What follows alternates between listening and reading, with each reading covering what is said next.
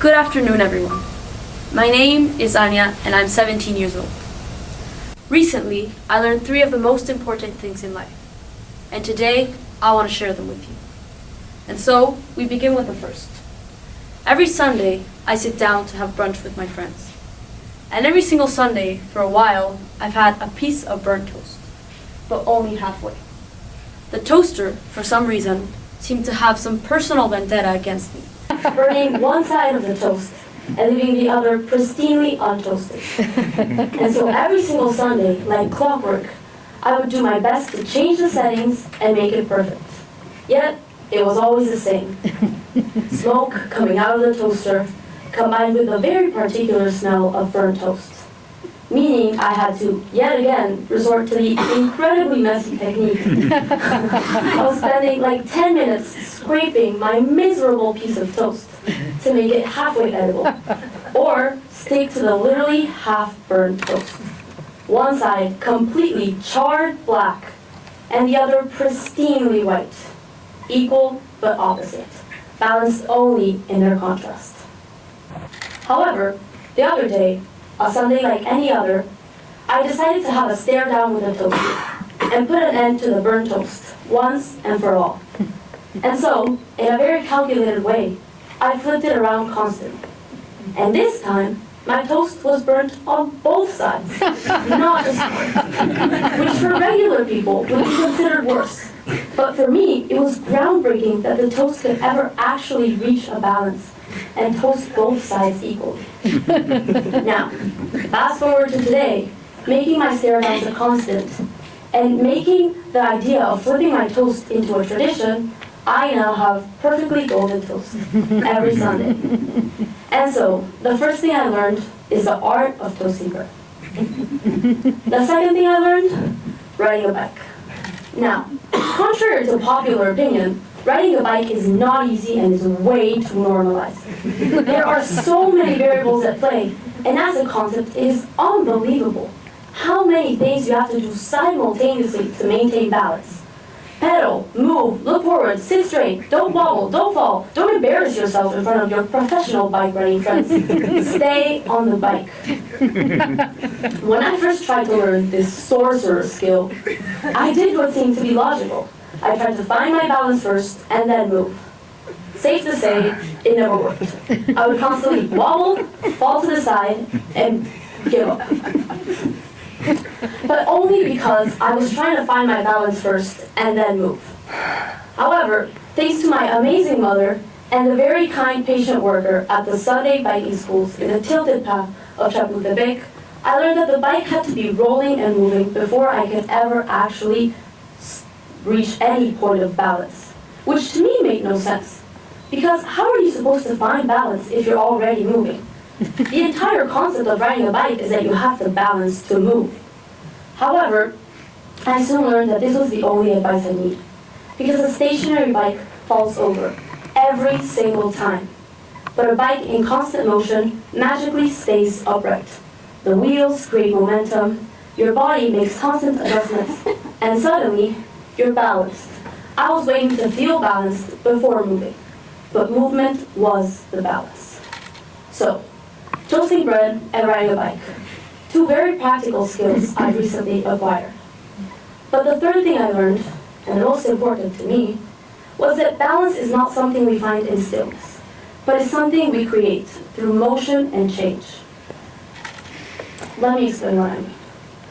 When we think of balance, we think of calm, stability, this one picture of the perfectly stacked rocks.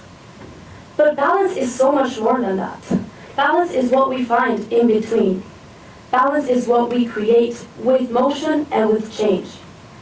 And balance is a constant cycle that exists through motion, and then motion exists through change, and then change exists through balance. It's a constant ongoing cycle. It keeps going on and on and on. Let me explain what I mean. Once you find some sort of stability in belief, preparation, confidence, even temporary, even imperfect, you can find the bravery in your heart to take the first step and move. It's all in the mentality. Furthermore, once you're moving, you're constantly running into new obstacles, new information, new conditions, to which you have to constantly adapt. And so, motion is the constant change and adaptation to the new conditions you're facing. Lastly, change creates balance. Because when you're adjusting, when you're adapting to these new conditions, that is the balance that you're creating, not some perfect static state you achieve once and maintain forever, but a constant process of recalibration. And so, when I first learned this, I realized that it's a constant cycle. It keeps on going. Balance, motion, change. Balance, motion, change. You can't have one without the others. And so, luckily for you, I can spare you the burnt toast or the scraped knees, because all of these lessons can be summarized into 4 words, or one of my favorite phrases to say. Sin miedo al éxito. Without fear of success. Because sometimes we're so scared of failing and of not being able to succeed that we forget that we can succeed and that we have it within us to succeed. And so sometimes we're looking to be stable first and then to move. We're waiting until we feel ready, but we're never gonna be ready. For example, when I first moved abroad, when I first came to study abroad, I was as prepared as anyone could be. Thank you, Mom. But I was also not feeling ready. I felt like I couldn't do it, and I was limited to my mentality. However, it was only after everything had happened, after I got on the plane, gotten off the plane, that I reached some sort of balance, only to face new challenges and have to repeat over and over again. But that wasn't all the hardship I faced, all the difficulties, all the doubts that I had. They weren't disrupting my balance, they were creating it. And when I adapted this mentality into my life, I realized how important this is. Now, luckily for me, science backs up what I'm saying, which is great because I love when science backs up my amazing realizations. So let's take the equinox, for example. When we see the equinox as a concept, we see a perfect balance in between day and night, like a magical pause created by the world. But the world doesn't pause to create that moment. As we speak, the Earth is spinning at 1,670 kilometers per hour, orbiting through space at 107,229 kilometers per hour. That means that we're spinning almost half a kilometer and orbiting almost 30 kilometers per second. The Earth and the equinox doesn't exist magically because of this. It exists because of the motion and because of the constant movement. It doesn't exist despite it. It exists within the motion and not despite it. And so, when we take this into our life, we realize that balance is never actually stability. Like the equinox, when you're seeing it, you're saying, oh wow, it's a great balance, it's amazing. But then if you ever stop to think, if we had a never-ending equinox, and if we wanted everything to stay still, perfect forever, the world would halfway freeze and halfway overheat. There would be no change in seasons, no balance, no life as we know it. In short, it would be catastrophic.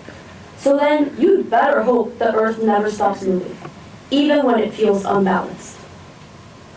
Now, balance in nature is so much more than a perfect stability. It's plants growing in different directions to reach the sunlight, ecosystems thriving by themselves, and animals adapting to their environments.